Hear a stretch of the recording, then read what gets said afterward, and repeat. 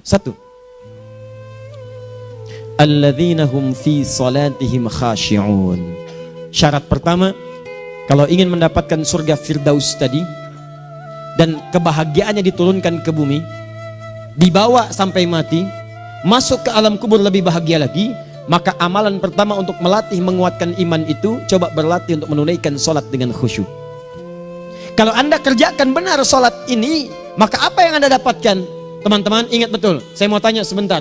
Keabadian yang abadi disebut dengan sa'id. Kalau kita ingin turunkan ke dunia percikannya kita dapatkan, usahanya disebut dengan apa? Masih ingat? Aflah itu kalau didapatkan, kata dasarnya apa tadi? Falahun. Lihat baik-baik. Kata Allah dalam Al-Quran tadi, kalau ingin mendapatkan falahun, amalan pertama sholat. Makanya ketika dipanggil sholat, kalimat falah dilekatkan pada panggilan sholat. 5 kali diingatkan. Begitu muadzin kemudian azan memanggil Anda, hayya 'alas shalah. Anda bertanya, ya Allah kenapa kami mesti sholat? Dijawab, hayya 'alal falah. Yuk, pagi yuk. Yang sejati datang sini. Belum dapat sujud, belum dapat ruku, saya berikan. Makanya ketika orang sholatnya benar, dia akan mendapatkan 5 keutamaan. Saat di dunia nih, belum ke akhirat, 5 keutamaan yang tidak diberikan pada orang yang tidak sholat. Atau orang sholat tapi sholatnya nggak khusyuk. Sebab syarat mendapatkannya khusyuk. Alladzina hum fi sholatihim khasyi'un.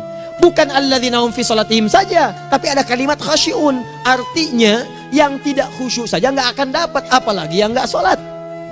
Apa yang 5 ini? Lihat baik-baik. 1, orang yang sholatnya benar, pertama kali sebelum mendapatkan kebahagiaan hakiki dari Allah Subhanahu wa Ta'ala, akan dirubah dulu perilaku hidupnya menjadi perilaku yang lebih baik. Kalau orang itu sholatnya benar, maka sholat itu akan melatih dia untuk berubah, bertransformasi jadi orang baik. Itu ada di Quran surah ke-29 ayat ke-45. Innas sholata tanha anil fahsya'i wal munkar. Sumber keburukan cuma 2, kalau bukan fahsya itu munkar. Maaf, pornografi, porno aksi, LGBT, kata-kata jorok, kotor itu fahsya. Di orang sholat kata Allah mustahil berkata-kata kotor. Orang sholat tidak akan pernah mencela. Orang sholat tidak punya kata-kata jorok. Jadi kalau ada sekarang orang yang sholat senang mencela orang lain, itu berarti ada masalah dalam sholatnya. Dan dia belum dijamin sebagai ahli surga terbaik. Dan hidupnya nggak bahagia. Nggak bahagia. Aneh nih. Sholat tapi senang celah orang. Aneh. Aneh. Yang paling bahaya adalah menikmati celahannya. Itu yang paling aneh. Anda ngaji. Anda ikut taklim. Taklimnya sesuai Quran, taklimnya petunjuk sunnah. Anda sholat, Anda puasa, tapi Anda masih senang mencela orang lain dan menikmati celahan itu. Kalau nggak mencela, kayaknya nggak komplit kehidupan. Maka ada yang salah dengan ibadah Anda. Ada yang keliru. Karena mustahil taat bertemu dengan maksiat, itu mustahil. Mungkar, keburukan yang diingkari oleh hati, sumbernya nafsu perut dengan akal. Bohong, mencuri, menipu, membunuh, merampok, membegal, mabuk dan sebagainya. Itu namanya mungkar. Orang sholat gak mungkin mengerjakan mungkar. Jadi kalau sholat kita benar, cukuplah Anda sholat, maka Anda akan jadi orang baik. Makanya kata Nabi, Anda punya anak dari kecil ajarin sholat. Sholat, kalau naik jadi balik, kerjakan terus. Kasih pelajaran membuat dia mengerti. Kalau masih susah, berikan pelajaran. Ini sering diterjemahkan dengan memukul. Mukul di Arab beda dengan konteks mukul sekarang. Mukul di Arab tuh ngasih pelajaran supaya ngerti. Anda bisa terjemahkan dengan konteks lain. Uang jajannya tahan, yang kesukaannya simpan dulu. Bisa dengan konteks kekinian, tapi poinnya kenapa anak Anda dari kecil ajarin sholat sampai kenalkan dengan masjid, ajari 3 tahun bawa ke masjid, kenalkan dengan masjid, gak ada masalah lari-lari itu sebelum waktu sholat. Kenalkan dulu. Dulu orang-orang tuh begitu, sebelum waktunya dikenalkan, jalan, begitu lari, biarin dulu. Setelah itu diberi pengertian, nah ini bukan tempat berlari, yang berlari di sana nanti, yang di sini nanti akan ada orang-orang baik semuanya. Terus Anda lihat berbaris, baris rapi. Kalau pengen baik ikutan baris nanti. Terus nanti ada yang mimpin di depan, namanya imam. Imam itu siapa ya? Tetangga kita bukan yang Pak Imam, bukan. Bukan. Kalau tetangga kita namanya Imam S. Arifin. Kalau yang ini imam sholat namanya. Imam sholat itu nanti akan pimpin menyembah Allah. Allah siapa ya? Allah itulah yang memberikan ayah rizki. Allah itu yang memberikan ayah rizki sehingga bisa beli tobot buat kakak, beli robokar poli, ini yang poli, ini yang embers, ini yang heli, ini dulu kakak semuanya tuh yang kasih Allah. Nanti kalau kakak bagus bisa ikut rapi di sini, Allah akan senang, akan ditambah lagi oleh Allah. Oh begitu ya, datang begitu caranya. Ini bukannya waktu sholat belum dikenalin tadi bawanya main-main di masjid. Bahkan ada yang agak repot lagi, di rumahnya susah diatur, dibilang, kamu ini susah diatur, main sana ke masjid, disuruh main, ya main di masjid. Yang salah bukan anaknya, orang tuanya. Apa rahasianya anak itu disuruh ke masjid, suruh sholat? Rahasianya, begitu anak itu sholat dengan baik, maka dia akan tumbuh jadi anak baik di kemudian hari. Itu maksudnya. Nah, sekarang saya agak bingung ini, pendidikan TK sekarang salah sih? Enggak, cuma saya agak bingung mikirnya. Ini anak belum diajarin sholat, udah diajarin manasik. Itu bagaimana cara berpikirnya Ferguson? Agak repot saya mikirnya tuh. Ya, walaupun salah sih enggak, cuma saya bingung gitu. Kenapa nggak dikerjakan tahap yang pertama dulu? Tangga itu kan berurutan, nggak bisa Anda lompat langsung ke 5. Kan 1, 2 belum terlewati. Jelas ya? Ah, ini gambarannya. Sholat nih. 1 pasti baik. Jadi kalau sekarang sholat, lisan belum baik, mata belum baik sampai ke kaki, berarti ada yang salah sholatnya tuh. Ada yang nggak tepat. Tangan sembarangan, snack orang ngambil. Awas. Tuh sendal orang, mau wudhu nggak ada sendal, pakai sendal orang. Udah bilang belum? Kehujanan pakai payung orang. Udah bilang belum? Ya kan gampang Ustaz. Ini kan juga mungkin diikhlaskan karena Allah. Ya ikhlas, cuman pakainya belum minjam. Bagaimana kalau sedang pegang payung itu keluar, Anda meninggal? Coba mikirin ke situ. Coba ke kantor. Kalau didorong proyek yang nggak jelas, minta tanda tangan, pikirin dulu bagaimana kalau meninggal. Kemarin saya sama teman-teman artis saya katakan begini, Anda ya, kalau Anda mengaji dengan saya, jangan pernah menerima peran maksiat. Walaupun itu sekedar adegan, tapi itu maksiat. Kalau bayangkan ketika Anda memerankan itu, Anda diwafatkan oleh Allah Subhanahu Wa Taala. Maka demi Allah saya katakan tidak ada faedahnya Anda ngaji sekarang, ngaji besok. Ketika Anda menerima peran itu, Anda wafat dalam keadaan bermaksiat di hadapan Allah Subhanahu Wa Taala. Maka saya pun katakan pada Anda, ayo belajar yang betul. Pahami, bangun sholat, belajar, dalami seperti orang tua kita dulu. Tinggalkan nyontek, budaya yang gak jelas. Rasakan ketika nyontek Anda wafat. Apa yang Anda dapatkan? Di Libya itu, kalau nyontek, di Libya ya, saya pernah sekolah di Libya nih. Itu kalau nyontek, dibiarin aja dulu. Dan rekornya 100% ketahuan.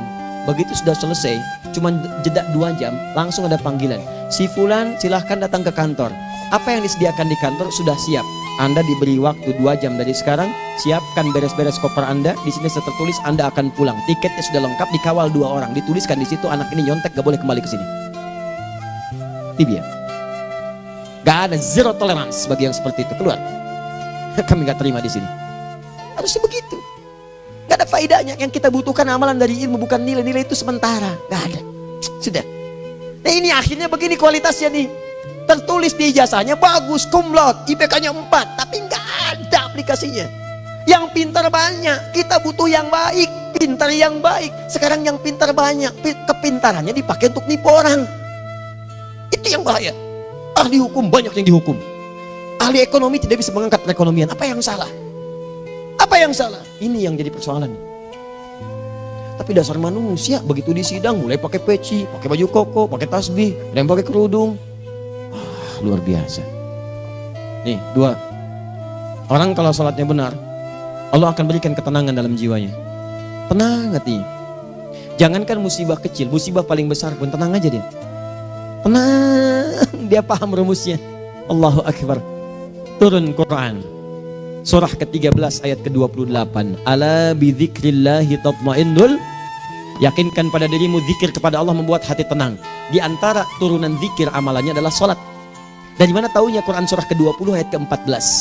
Innani anallahu la ilaha illa ana fa'budni wa aqimis salata li dzikri. Saya Allah, kata Allah ke Nabi Musa. Tidak ada Tuhan selain saya, sembah saya. Bagaimana menyembahmu ya Allah? Tunaikan salat sebagai zikir kepada saya, zikir. Nah, maka kalau Anda sedang tidak tenang, ayo ke masjid. Banyak zikir itu, baca Quran zikir. Quran surah 15 ayat 9. Inna nahnu nazzalna dzikra. Kami turunkan Al-Quran sebagai zikir. Jadi kalau Anda sedang baca Al-Quran, Anda sedang berzikir. Ibu kalau sedang gak tenang, Bu, gelisah, gak enak, gak usah mengeluh, apalagi bikin status gak karuan. Ibu wudhu, ambil mushaf baca. Begitu sedang baca ada ketenangan dalam jiwa. Berdoa, zikir. Kalau sedang gak tenang, besok ada proyek, doa dulu. Doa itu memberikan ketenangan. Makanya doa disebut dengan zikir. Quran surah ke-7 ayat 205. Wadhkur rabbaka fi nafsika tadarruan wa khifatan wa dunal jahri minal qaul. Ayo berzikir, minta kepada Allah dengan segenap jiwamu, mohon dengan penuh ketawaduan. nanti ketenangan diberikan. Menghafal Quran, baca itu zikir. Quran surah ke-54 ayat 17, 22, 32, 40. Walaqad yassarnal Qur'ana lidzikri fahal mim mudzakir. Menyebut nama Allah, Al-Asmaul Husna itu zikir. Sedang ada persoalan, ya Allah, ya Allah, ya Allah, ya Rahman, ya Rahim, ya Malik, ya Qudus, ya Allah, ya Allah, ya Allah, ya Allah. Zikir. Dalilnya Quran surah kedua ayat 152. Fadhkuruni azkurkum. Sebut namaku, zikir. Apapun akan mengingatmu. Gimana menyebutnya? Ditafsir di Quran surah 17. Ayat keberapa? 110. Qulidullah awid rahman ayyamma tad'u falahul asmaul husna. Sebut nama Allah. Itu menenteramkan pada jiwa. Sedangkan sholat gabungan dari semua zikir tadi. Bukankah dalam sholat Anda baca Al-Quran? Bukankah dalam sholat Anda menghafal Al-Quran? Bukankah dalam sholat Anda berdoa? Bukankah dalam sholat Anda istighfar? Anda mohon digabungkan semua itu. Amalan sholat menggabungkan semua jenis zikir. Masa Anda nggak tenang juga? Makanya sholat, jangankan sholat ya, tempat sholat itu yang menenangkan. Tempat sholat, tempat paling tenang di muka bumi. Kalau nggak percaya silahkan ya, Anda sebelum masuk ke Istiqomah ini, begitu Anda masuk kan perasaannya beda kan? Lain. Silahkan cek, kalau cari ketenangan datang ke masjid. Masuk, wudhu masuk, sholat 2 rakaat, tenang. Dekat kipas angin, saking tenangnya, plak, ngantuk tidur. Beneran. Enak. Makanya saat Ramadan kalau orang pengen cari ketenangan, lihat. Di perusahaan-perusahaan penuh tuh musola, pada tidur. Ya, mengamalkan hadis palsu. Ya, dia musoim ibadah, tidurnya orang puasa ibadah, hadis palsu. Nah, itu teman-teman. Itu gambarannya tiga. Orang yang salatnya khusyuk benar, itu dijamin langsung oleh Allah Subhanahu wa taala akan dimudahkan semua urusan hidupnya termasuk rezekinya. Ini yang saya katakan.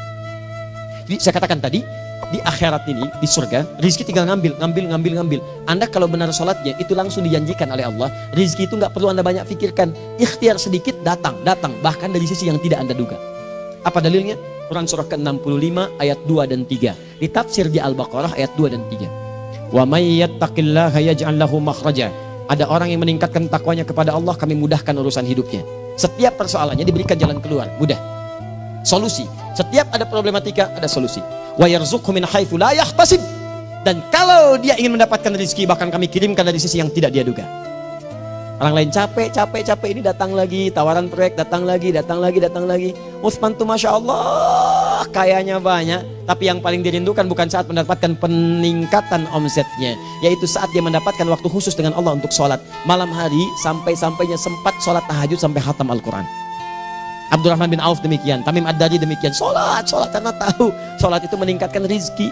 Karena tahu kuncinya ada di situ, Allah yang punya rizki, disebut dengan Razak, pemilik rizki. Maka saya harus punya hubungan dekat dengan Allah. Kalau sudah punya hubungan dekat, mau apa aja gampang. Belum minta, udah diperhatikan. Silahkan cek, Anda punya hubungan baik dengan bos Anda di kantor. Ya, sebelum Anda minta, beliau udah pikirin tuh. Telepon bendahara, dia udah ngambil belum gajinya? Belum Pak, tambahkan bonus sekian. Kenapa? Karena dia mengawasi Anda. Allah maha tahu dibandingkan dengan bos Anda. Mendekat kepada Allah, semua diperhatikan oleh Allah. Siapa orang takwa itu? Kalimat takwa pertama di Al-Quran Al-Baqarah ayat 2, amalannya ayat 3. Dzalikal kitabu la raiba fihi hudal lil.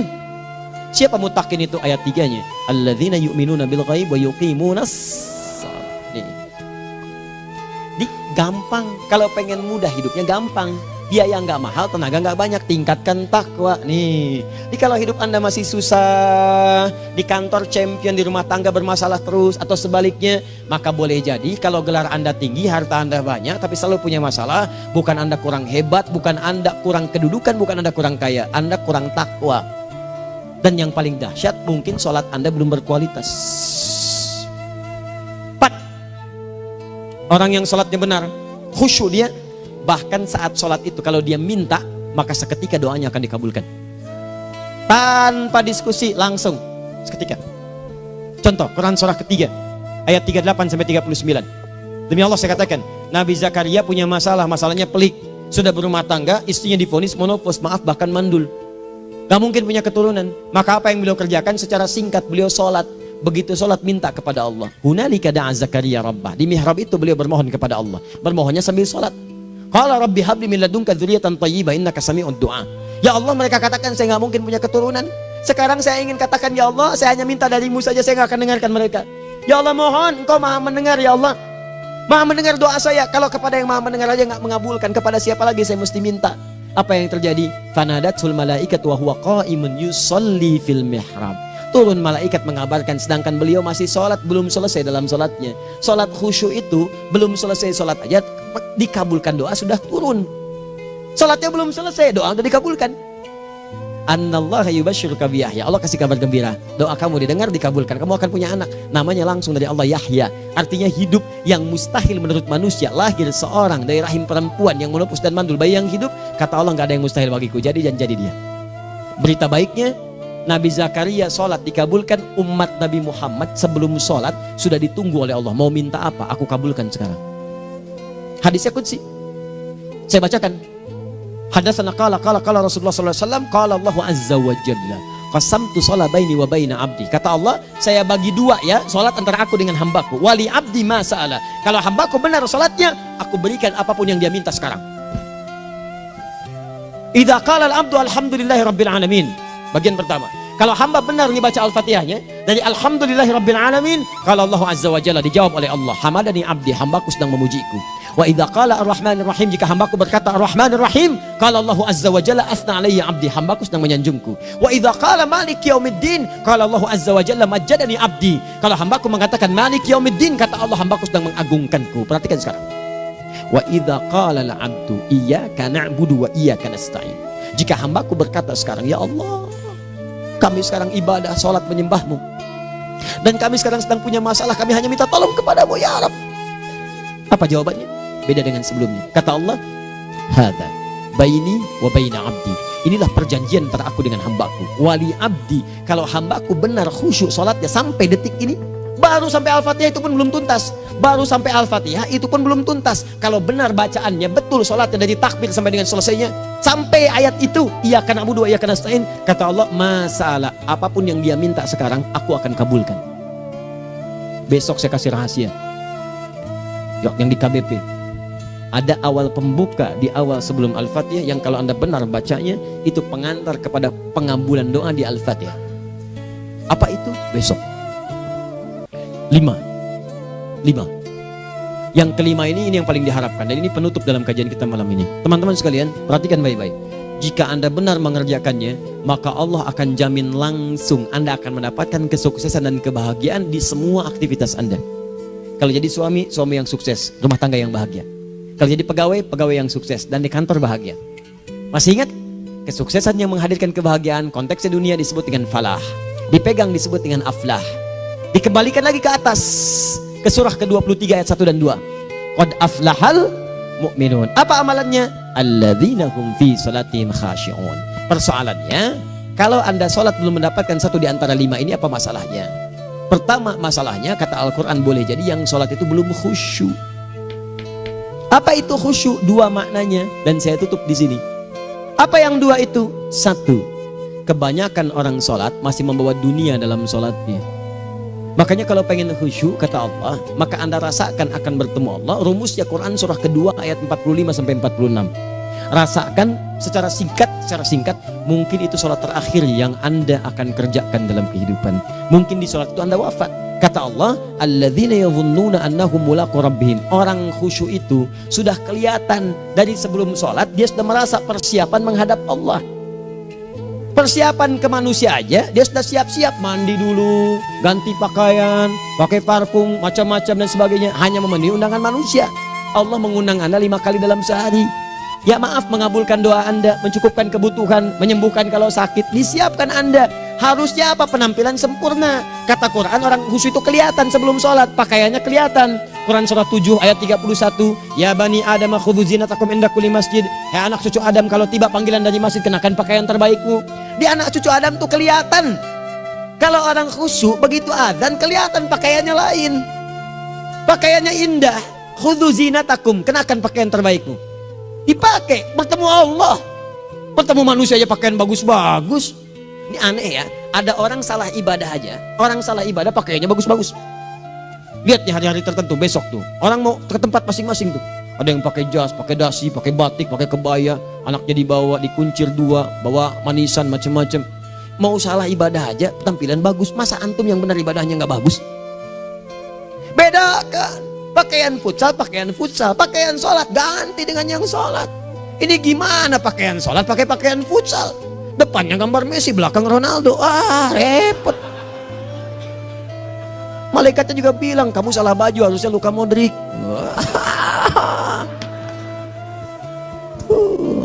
Hafal saya. Nah, yang mau tanya apa? Mourinho dipecat saya tahu. Lagi nganggur sekarang, ditawarin Benfica dia nggak terima. Sekarang jadi dia komentator di BeIN Sport. Nanti sebentar lagi dia akan komentar di laga Saudi dengan Qatar dan komentar laga Arsenal dengan Ipswich. Digantikan oleh Solskjaer. Dia super sub dulu. Ya, super sub. Ya, the baby assassin, ya pembunuh yang berwajah baby face. Masuknya di akhir-akhir, gol. Sekarang melatih dia 5 kali kemenangan, belum kalah sama sekali. Saya hafal itu. Tapi masih di urutan ke-6, tapi jaraknya ke yang keempat itu tinggal 3 poin lagi. Hafal saya. Liverpool tahu cuma 4 poin sekarang bedanya, kemarin 7 kalah 2-1 sama Manchester City. Walaupun banyak analisis yang menyebutkan mungkin itu diberikan saja gitu kan, karena ada yang lain-lain. Hafal kedua Manchester City. Hafal saya. Ayo mau tanya apa lagi? Tottenham Hotspur ke bawahnya, ada Chelsea, ada Arsenal, baru kemudian Manchester United. Liga Italia, wah udah gak kekejar Juventus. Ya, apa lagi? Dan seterusnya lah. Gak ada ujungnya bahas yang begituan. Jelas ya? Maksud saya, Anda tanya itu saya jawab. Tapi tidak menghilangkan ibadah kita yang lain. Dan apa ruginya? Ya tahajud dah. Apa yang bisa dikerjakan besok, lihat besok. Ya kan tahajud kan bisa besok. Ada orang tahajud jam 10 pagi? Gak ada. Lebih baik Anda kerjakan malam tahajud. Yang tidak bisa dilihat malam bisa dilihat besok. Cara berpikirnya bagaimana kalau besok meninggal? Gak kesampaian teman-teman sekalian. Gak kesampaian. Nah maka dari itu, Anda kalau mau ada panggilan sholat, siap-siap baju yang bagus. Itu sempurnakan. Anda panggilan orang mandi, panggilan Allah, buka Quran surah 5 ayat 6, sempurnakan wudu.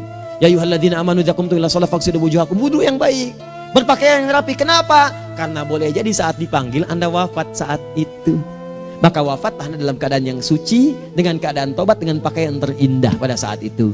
Yang kedua, maaf, orang-orang kurang khusyuk itu saya tutup. Yang kedua itu karena kebanyakan orang sholat tidak paham, tidak mengerti apa yang dibaca dan dilakukan dalam sholatnya.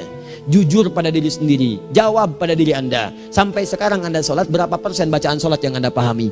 Jangan-jangan selama ini Anda sholat ribuan kali sujud, ribuan kali ruku, gak ada yang paham yang dibaca. Sekian persen yang paham, bagaimana sholat Anda bisa khusyuk? Pekerjaan Anda dipahami, urusan akhirat Anda gak dipahami. Di mana cara berpikirnya? Aku yang bagaimana atau engkau yang harus bagaimana? Ya, coba berubah. Nah ini baru satu amalan, belum yang lainnya. Ada 5 amalan lagi yang kalau kita bisa turunkan itu, selain sholat yang khusyuk, maka jaminan tadi akan datang. Baru sholat khusyuk aja 5 datang, apalagi ditambah dengan 5 amalan lainnya lagi. Demi Allah saya katakan, dunia kecil sekali, gak ada nilainya. Akhirat aja enak, nikmat. Saya ketemu Ustaz Arifin beberapa waktu lalu, dan kita doakan semoga Allah berikan kesembuhan, kesehatan. Saya datang, biasa kita ada berdoa, duduk. Bang istirahat, bang butuh istirahat, umat udah nunggu.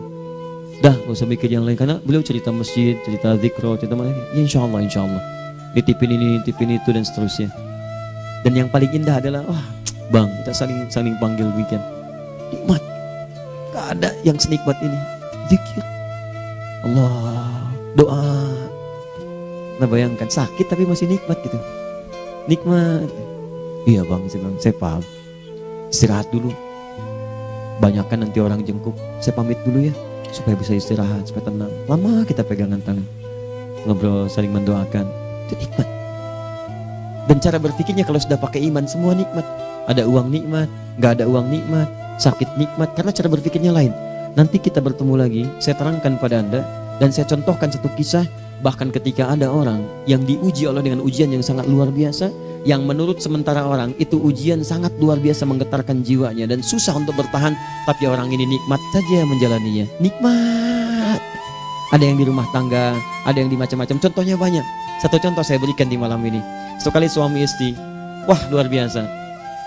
Istrinya itu cerewetnya Pak, bukan cuma cerewet, ngeselin bagi suaminya. Maaf Bu ya, bukan ibu maksudnya. Jadi semua yang dikerjakan suami salah. Pengen mangga, ayah kalau kita sekarang dibeli mangga. Kenapa mangga yang ini? Saya pengennya mangga yang lain. Belikan mangga. Kenapa beli mangga aja? Jeruknya mana? Jeruk. Semua. Pokoknya semua yang kerjakan suami salah. Tapi suami tidak pernah mengeluh. Ini kerjakan, itu kerjakan. Satu kali, perhatikan cara memandangnya. Ketika iman sudah masuk ke dalam jiwa. Kata temannya, akhi, istri kamu ini begini, nyusahin kamu. Kenapa kamu gak cari yang lain? Kan gampang ada syariat. Udah pisahin aja, cari yang lain. Kamu tenang ibadah. Apa jawabannya? Hey, Allah sudah turunkan surga ke saya lewat dia. Kenapa kamu meminta saya untuk menjauhinya dan meninggalkan surga saya? Di cara melihat dia, bukankah ketika ada berbagai keluhan saya sabar? Bukankah sabar mendekatkan saya ke surga? Allah kirimkan tipikal istri seperti ini supaya mendekatkan saya ke surga. Dengan itu kan saya banyak pahala. Saya sabar, pahala banyak. Sudah Allah berikan pahala kepada saya. Kamu malah nyuruh saya untuk berpisah dengan pahala itu. Perhatikan cara berpikirnya. Indah. Kalau rumah tangga seperti ini semuanya enak gitu. Suaminya biasa-biasa, istrinya cantik, luar biasa. Begitu berdandan kelihatan, kata suaminya, Masya Allah, wajahnya tak berpaling, mata tak berkedip. Kata istrinya, ya zauji madzabik, sayang kamu kenapa? Allah syakiran lillah bihadari. Demi Allah, aku bersyukur mendapatkan istri secantik kamu.